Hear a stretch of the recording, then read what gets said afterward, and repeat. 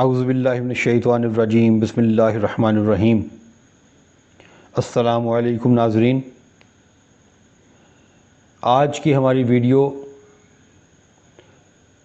فکر آخرت کی پچھلی دو ویڈیوز کا تسلسل ہے۔ آج کی ہماری اس ویڈیو کا عنوان اور موضوع اخروی زندگی کی کامیابی کا مدار دنیاوی زندگی کے اعمال پر ہے۔ ناظرین، دنیوی اور اخروی زندگی کی اس حقیقت کو سمجھ لینے کے بعد یہاں مزید ایک حقیقت کو سمجھنا نہایت ضروری ہے کہ اگرچہ دنیوی زندگی عارضی ہے جبکہ مرنے کے بعد کی زندگی دائمی اور ابدی ہے، یاد رہے کہ ہمیشہ رہنے والی زندگی اسی صورت میں خوشگوار اور راحت کا سرچشمہ ہو سکتی ہے جب دنیوی زندگی کو پرہیزگاری سے بسر کیا جائے گا۔ اگر عارضی زندگی نافرمانی، ظلم اور بددیانتی کے رویے میں بسر کی ہوگی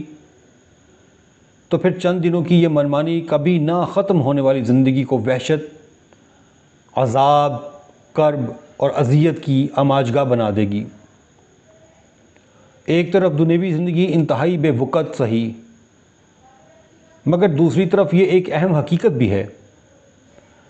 اخروی زندگی کی کامیابی کا انحصار دنیوی زندگی کے اچھے اعمال پر ہے۔ اس انحصار نے دنیوی زندگی کو اٹل حقیقت میں تبدیل کر دیا ہے۔ گویا دنیا کی بے ثباتی کا مطلب یہ ہوگا کہ یہ مقصود بالذات تو نہیں ہے، لیکن مقصود و مطلوب تک پہنچنے کا ذریعہ ضرور ہے۔ اس دنیا کی ذاتی دلکشی اور اہمیت معمولی ہے، اور دنیوی زندگی کی اصل اہمیت اس حقیقت میں پوشیدہ ہے۔ یہ آخرت کی زندگی سنوارنے کا ذریعہ ہے، اس لیے اس سے وہی کام لیا جانا چاہیے جس سے دائمی اور ابدی فوائد حاصل ہوں۔ نبی مکرم صلی اللہ علیہ وآلہ وسلم نے اس حقیقت کو یوں واضح فرمایا ہے کہ حضرت عبداللہ بن عمر رضی اللہ تعالیٰ عنہ فرماتے ہیں کہ انہوں نے نبی پاک صلی اللہ علیہ وآلہ وسلم کو یہ ارشاد فرماتے ہوئے سنا کہ دنیا میں اس طرح رہ گویا تو پردیسی یا مسافر ہے۔ حضرت عبداللہ رضی اللہ تعالیٰ عنہ کہا کرتے تھے کہ جب شام ہو تو صبح کا انتظار نہ کر، اور جب صبح ہو تو شام کا منتظر نہ رہ، اور اپنی صحت کے زمانے میں اپنی بیماری کے زمانے کے لیے توشہ لے لے، اور اپنی زندگی کے دوران اپنی موت کے لیے تیاری کر لے۔ امام ترمذی کی بیان کردہ روایت میں راوی نے کچھ ان الفاظ کا بھی اضافہ کیا ہے، کیونکہ اے بندہ خدا تو نہیں جانتا کہ کل تیرا کیا نام ہوگا، یعنی زندہ ہوگا، مردہ ہوگا، نیک ہوگا، بد ہوگا، خوشبخت ہوگا یا بدبخت ہوگا۔ حضور نبی پاک صلی اللہ علیہ وآلہ وسلم کا فرمان اور حضرت عبداللہ بن عمر رضی اللہ تعالیٰ عنہ کی توضیح یہ حقیقت واضح کر رہی ہے کہ راہیں کتنی ہی کھٹن اور دشوار گزار کیوں نہ ہوں، اگر منزل مقصود کے حصول کا شوق اور جذبہ موجزن ہو تو انسان پرخطر راہوں کو طے کر ہی لیتا ہے۔ اگر منزل مقصود کا تعین اور اس کے حصول کا نصب العین واضح ہو اور پختہ یقین ہو کہ منزل مقصود راستے کی تزئین و آرائش سے کئی گنا زیادہ دلکش ہے، پھر انسان راستے کی رہنمائیوں میں دل لگا کر بیٹھ نہیں جائے گا، بلکہ اعلیٰ مقاصد کے حصول کے لیے ان ادنا اور عارضی خوشیوں کو قربان کر دے گا۔ دنیا میں پیش آنے والی تکالیف اور مصائب و آلام ان کو وہ ہنس کر سہ لے گا۔ جب انسان کو معلوم ہو کہ یہ جس قدر مقصد اعلیٰ ہوتا ہے محنت بھی اتنی ہی درکار ہوتی ہے، تو یہ سمجھ کر انسان دنیا کی مشکلات کو خندہ پیشانی سے برداشت بھی کرے گا۔ لہذا ضرورت اس امر کی ہے کہ حقوق اللہ کی ادائیگی نہ صرف سفر آخرت کی تیاری کے جذبے کے ساتھ کی جائے بلکہ حقوق العباد بھی ایسی ہی کیفیات سے سرشار ہو کر پورے کیے جائیں۔ ایک اور روایت میں نبی پاک صلی اللہ علیہ وآلہ وسلم نے ارشاد فرمایا ہے، جس کا ترجمہ بیان کرتا ہوں: جو مسلمان کسی چیز کے بارے میں وصیت کرنا چاہتا ہے پھر اسے یہ حق حاصل نہیں ہے کہ وہ 2 راتیں بھی گزار دے اور اس کی وصیت تحریری شکل میں اس کے سر کے پاس موجود نہ ہو۔ حضرت ابو ہریرہ رضی اللہ تعالیٰ عنہ نے بیان فرماتے ہیں کہ نبی پاک صلی اللہ علیہ وآلہ وسلم نے فرمایا کہ شعراء نے جو کچھ کہا ہے اس میں لبید کا یہ مصرع سب سے اچھا ہے، جس کا ترجمہ میں آپ کے سامنے پڑھنے جا رہا ہوں: آگاہ ہو جاؤ، اللہ تعالیٰ کی ذات کے سوا ہر چیز فنا ہو جانے والی ہے۔ حضرت ابو ہریرہ رضی اللہ تعالیٰ عنہ بیان فرماتے ہیں کہ نبی پاک صلی اللہ علیہ وآلہ وسلم نے ارشاد فرمایا، اس حدیث کو میں پہلے بھی بیان کر چکا ہوں: الدنیا سجن المؤمن و جنت الکافر، کہ دنیا مومن کا قید خانہ ہے اور کافر کی جنت ہے۔ دنیا مومن کا قید خانہ ہونے کا مطلب یہ ہے کہ زندگی میں مومن رضائے الہی کے حصول کے لیے نیک اعمال کرتے ہوئے، مشقتیں برداشت کرتا ہوا، موت کے بعد راحت اور امن و سکون کی زندگی حاصل کر لیتا ہے۔ لہٰذا اس دائمی راحت اور سکون کے مقابلے میں اس دنیا کی زندگی تو گویا قید خانے کی سی ہے۔ اس کے برعکس کافر اس دنیوی زندگی میں رضائے الہی کے لیے مشقت نہیں اٹھاتا، اگرچہ وہ بھی زندگی کے اچھے اور برے حالات کا مقابلہ کرنے پر مجبور ہوتا ہے، تاہم جو ہولناک عذاب اور اذیت اور وحشت اسے موت کے بعد ملنی ہے، اس کے مقابلے میں اس کی دنیا کی زندگی گویا جنت جیسی ہے۔ اس حدیث مبارکہ میں دنیا کی حقیقت واضح ہوتی ہے کہ کوئی بھی عقل مند شخص قید خانے کو اپنی دائمی اور ابدی ٹھکانہ نہیں بناتا، بلکہ وہ ہر دم اس خیال اور کوشش میں رہتا ہے کہ کب اس قید سے رہائی ملے اور اپنے گھر جاؤں۔ دنیا کی بے ثباتی اور فکر آخرت کے اسی تصور کو اجاگر کرنے کے لیے ایک اور مقام پر نبی پاک صلی اللہ علیہ وآلہ وسلم نے ارشاد فرمایا ہے، میں اس کا ترجمہ پڑھتا ہوں: جب تم نماز میں کھڑے ہو تو اس طرح نماز ادا کرو جیسے آخری نماز ادا کر رہے ہو۔ دنیا کی بے ثباتی کو واضح کرتی ہوئی درجے والا حدیث ہمارے لیے سوچ و فکر کے کئی در کھول رہی ہے۔ کیا ہم نے دنیا کو کبھی اس زاویے سے دیکھا ہے؟ حضرت عبداللہ رضی اللہ تعالیٰ عنہ بیان فرماتے ہیں کہ ایک روز نبی پاک صلی اللہ علیہ وآلہ وسلم چٹائی پر سو گئے۔ پھر جب آپ صلی اللہ علیہ وآلہ وسلم بیدار ہوئے تو جسم اطہر پر چٹائی کے نشانات نمایاں تھے۔ ہم نے عرض کیا: یا رسول اللہ صلی اللہ علیہ وآلہ وسلم، اگر ہم آپ کے لیے ایک نرم بستر بچھا دیں تو یہ اس سے بہتر ہے کہ آپ صلی اللہ علیہ وآلہ وسلم چٹائی پر سوئیں اور آپ صلی اللہ علیہ وآلہ وسلم کی جسم مبارک پر نشانات ڈال دیں۔ تو نبی پاک صلی اللہ علیہ وآلہ وسلم نے فرمایا: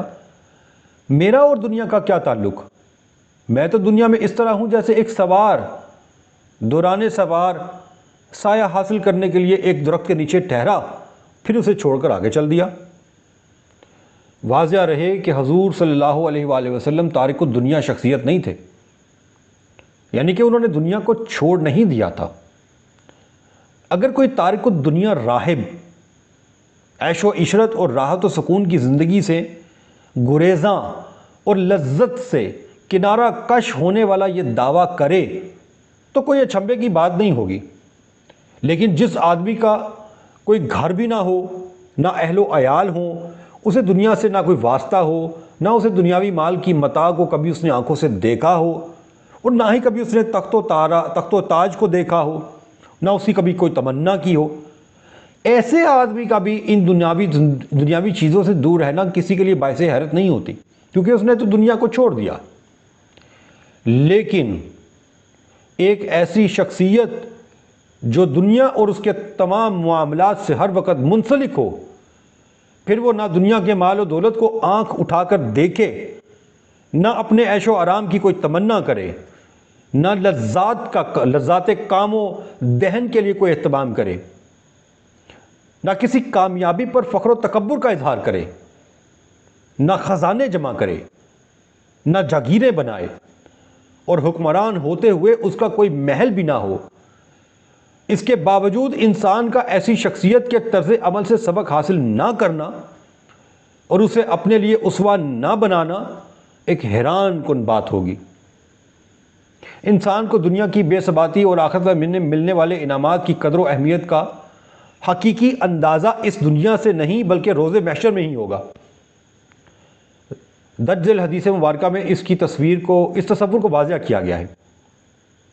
حضرت انس بن مالک رضی اللہ تعالیٰ عنہ فرماتے ہیں کہ حضور نبی پاک صلی اللہ علیہ وآلہ وسلم نے ارشاد فرمایا کہ قیامت کے دن جہنمیوں میں سے اس شخص کو لایا جائے گا جو دنیا داروں میں سب سے زیادہ خوشحال تھا، پھر اسے آگ میں غوطہ دیا جائے گا اور اس سے پوچھا جائے گا، اے ابن آدم، کیا تو نے کبھی کوئی بھلائی دیکھی ہے؟ کیا تجھ پر کبھی کوئی راحت گزری ہے؟ وہ جواب دے گا، نہیں، خدا کی قسم اے میرے رب، میں نے کبھی راحت نہیں دیکھی۔ اور ایسے ہی جنتیوں میں سے ایک شخص کو لایا جائے گا جو دنیا میں سب سے زیادہ خستہ حال رہا ہوگا، اسے جنت میں ایک غوطہ دیا جائے گا، یعنی اسے جنت کا چکر لگوایا جائے گا، پھر اسے پوچھا جائے گا، اے ابن آدم، کیا تو نے کبھی کوئی تکلیف دیکھی ہے؟ کیا تجھ پر کبھی کوئی حالات کی سختی گزری تھی؟ وہ کہے گا، نہیں، خدا کی قسم اے میرے رب، مجھ پر کبھی کوئی تکلیف نہیں گزری اور نہ میں نے کبھی کوئی حالات کی سختی دیکھی ہے۔ اس حدیث مبارکہ میں یہ واضح کیا گیا ہے کہ دنیا کا عیش و آرام آخرت کے سکون و آرام کے مقابلے میں عارضی اور کمتر ہے۔ یہی حال دنیا کی تکالیف اور آلام کا بھی ہے کہ وہ آخرت کے عذاب کے مقابلے میں مختصر اور معمولی ہیں۔ لہٰذا وہ شخص جو دنیا میں انتہائی عیش و آرام میں رہا ہوگا مگر اللہ اور اس کے رسول کا نافرمان ہوگا تو صرف ایک مرتبہ دوزخ میں غوطہ دیے جانے کے بعد اپنی دنیاوی آسائشوں اور آرام کو اس طرح بھول چکا ہوگا